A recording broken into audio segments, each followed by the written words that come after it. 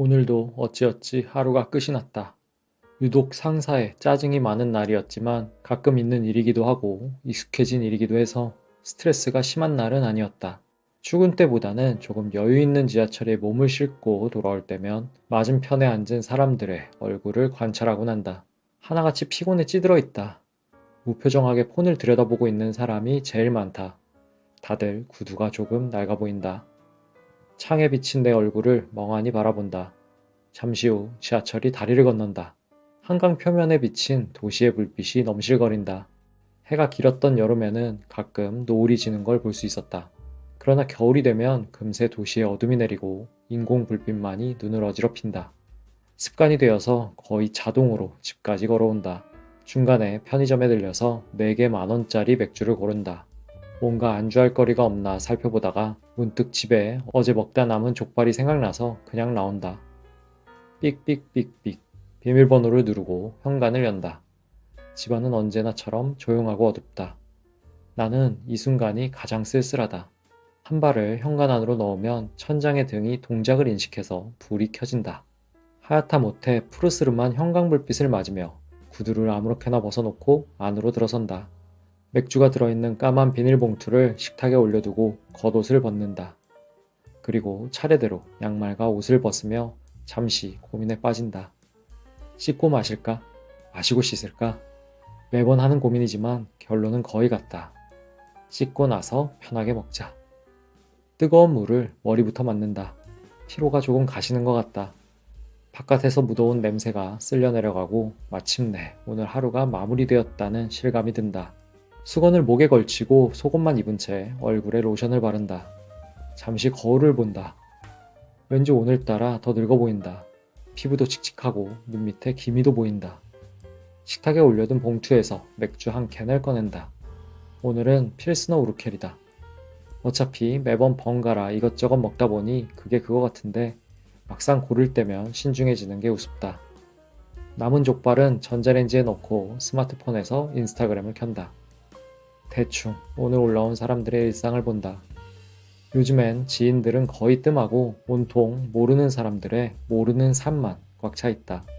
다들 때가 되면 약속이나 한 듯이 우르르 비슷한 곳으로 나가는 것 같다. 그런 게 한심하게 느껴질 때도 있고 나도 한번 가볼까 싶을 때도 있다. 맥주를 한 모금 마신다. 아무리 반복해도 매번 이 순간만큼은 질리지 않는다. 가격이 계속 오르는 것 같아 아쉽지만 맥주만큼 쉽고 빠르게 위안을 주는 것도 없다는 생각이 든다. 인스타그램은 몇 분도 되지 않아 흥미가 사라진다. 그때 마침 띵 하는 전자레인지의 알림음이 들린다. 뜨거운 접시를 손끝으로 겨우겨우 잡고 빠르게 옮긴다. TV 앞에 앉아서 일단은 TV를 켠다. 그리고 다시 폰을 본다. TV는 켜두기만 할 뿐 거의 보지 않는다. 요즘엔 재미있는 프로그램도 없는 것 같다. 그래서 소리는 작게 줄여둔다. 네이버 카페에 들어가 본다. 내가 좋아하는 자동차 이야기나 여행 이야기를 보다가 연예인 누가 무슨 잘못을 한 게 걸려서 구속이 되었다는 등 하는 뉴스를 본다. 댓글을 읽으며 연예인 걱정, 나라 걱정 등 여러 가지 생각을 해보다가 이런 게 무슨 소용인가 하는 생각에 창을 닫는다. 접시에 대충 담긴 남은 족발을 하나 집어 뜯는다. 식었던 걸 다시 데워서인지 약간 비린 맛이 난다. 그래도 먹을 만하다. 조금 딱딱해진 게 오히려 씹는 맛이 있어서 재미있다. 그렇게 족발을 마치 오징어 씹듯이 질겅이며 다시 폰 속 세상으로 들어가 본다. 이번엔 유튜브다. 이 유튜브의 알고리즘이란 놈이 요즘 많이 멍청해진 것 같다. 분명 예전에는 내가 좋아할 만한 것을 귀신같이 찾아서 쏙쏙 골라 제안했는데 지금은 그냥 내가 최근에 본 영상과 비슷한 것만 잔뜩 추천해준다. 오늘은 마침 족발을 만드는 영상이 떠있다. 순간 얘네가 나를 관찰하는 것 아닌가 하는 의심이 든다. 프랑스 바로 옆에 붙어있는 작은 도시 국가가 있다. 모나코다. 카지노와 왕족, F1과 각종 슈퍼카, 그리고 요트들로 가득 찬 아름다운 동네다. 그곳으로 오래된 페라리로 주행하는 영상을 틀어본다. 지금은 결코 맛볼 수 없는 기계적인 소리를 내며 카멜색 가죽 장갑을 낀 남자가 멋지게 페라리를 몬다. 환상적인 풍경과 고불고불한 길을 내달리는 모습에 잠시 내가 실제로 그곳에 가 있는 듯한 상상을 해본다. 죽기 전에 꼭 가봐야지 하고 다짐한 게 벌써 몇 년째다. 이제는 슬슬 그런 일이 내 인생에 일어날 수 있을까 의심이 드는 시점이 왔다. 남은 맥주를 벌컥 들이킨다. 왠지 첫 모금보다 맛이 없게 느껴지는 건 맥주가 그새 식었기 때문일까? 카톡, 진동과 함께 알림음이 울린다. 손을 들어 화면을 본다. 카드사에서 알림이 왔다. 눌러보기도 귀찮다. 그대로 스와이프하여 메시지를 삭제해버린다. 대화창 목록을 보니 상단에 위치한 건 온통 일과 관련된 사람들 뿐이다. 상사, 부하 직원, 거래처, 업무 관련 단톡방.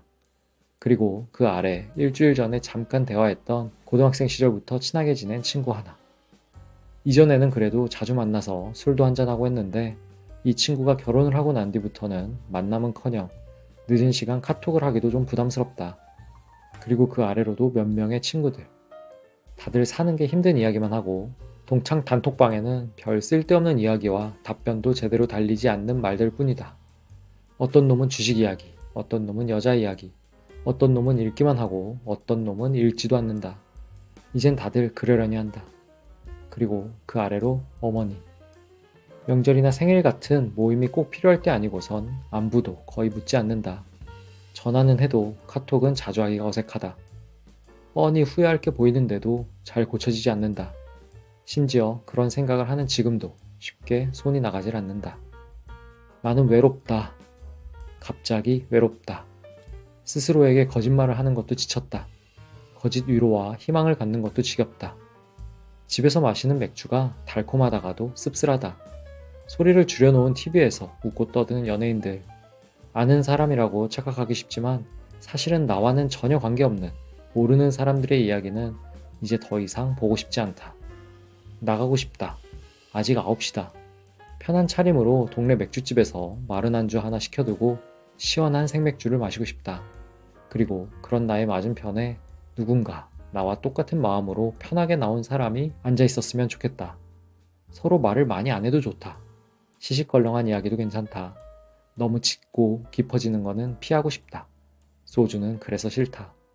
중간중간 서로 폰을 보느라 침묵을 갖는 것도 괜찮다. 그냥 그 사이에 짠 하고 잔을 부딪혀만 주면 된다. 대학교 때만 해도 나는 친구가 많았다.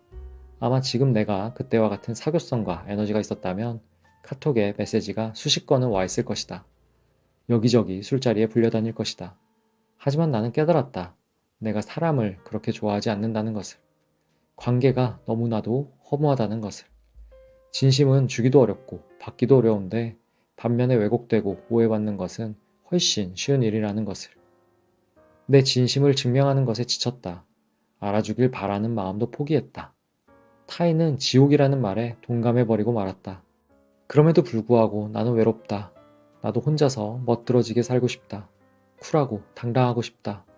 인간은 왜 사회성이 있는 걸까? 다른 사람들은 다들 어떻게 살고 있는 걸까? 오늘 나에게 짜증을 냈던 부장님도 집에 가면 외로울까? 몇 년 전 헤어진 여자친구는 지금 뭘 하고 있을까? 결혼을 하면 괜찮아지는 걸까? 그러는 사이 어느새 맥주가 동이 났다.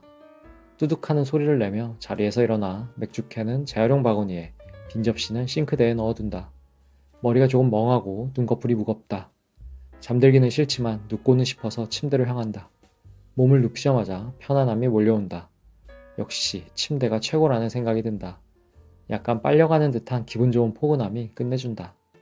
다시 폰을 켜고 중고차 사이트를 들어가 본다. 페라리를 검색해서 어떤 매물이 얼마에 나와 있는지를 살펴본다. 보험 이력도 살펴보고 사고 내역도 살펴보면서 마치 당장이라도 살 사람처럼 꼼꼼히 비교해본다. 그러다 점점 눈을 낮춰 포르쉐, 벤츠, BMW 등 관심 있는 차종을 두루두루 살펴보다가 문득 시간이 11시를 넘어가고 있다는 걸 깨닫는다. 내일은 6시에 일어나야 한다. 폰을 충전기에 꽂고 이불을 목 끝까지 올린 채 눈을 감는다. 머릿속에 아까 보았던 모나코의 드라이빙 코스들이 그려진다. 그곳에서 나는 맹렬히 엔진 회전수를 높이며 칼칼한 배기음을 뽐내며 달린다. 시원한 바닷바람에 머리카락이 휘날린다. 좋다. 너무나 좋다. 기어를 넣을 때마다 철컥이는 감각이 느껴진다. 햇살이 살짝 눈이 부시지만 공기는 시원하다. 가벼운 옷차림을 한 사람들이 여유롭게 거닐고 저 멀리 바닷가에는 각양각색의 요트들이 정박해 있다. 절로 휘파람이 나올 만큼 상쾌하다. 완벽하다. 그러다 문득 옆자리를 보았는데 아무도 없다. 상상 속임에도 불구하고 순간 기분이 우울해질까 두려움이 든다. 그런데 의외로 아무렇지 않았다. 아니, 오히려 괜찮았다. 아, 나는 혼자 모나코에 왔구나. 이것도 썩 나쁘지 않은데? 혹시 또 몰라. 호텔에 가면 예쁜 여자가 기다리고 있을지. 그런데 또 한편으론 없어도 별로 상관없을 것 같아. 역시 나에게 필요한 건 사람이 아니라 페라리야 하는 생각이 들었다. 그렇게 계속해서 나는 달렸다. 알지도 못하는 모나코의 거리를 마음대로 상상하면서 길이 계속해서 이어졌다. 그러다 점점 화면의 모서리가 어두워지고 마침내 전부 새까맣게 채워졌다. 오늘도 이렇게 나의 하루는 막이 내렸다. 이 영상이 마음에 드셨다면 좋아요와 구독을 통해 자주 만나보실 수 있습니다. 아는 사람이었습니다.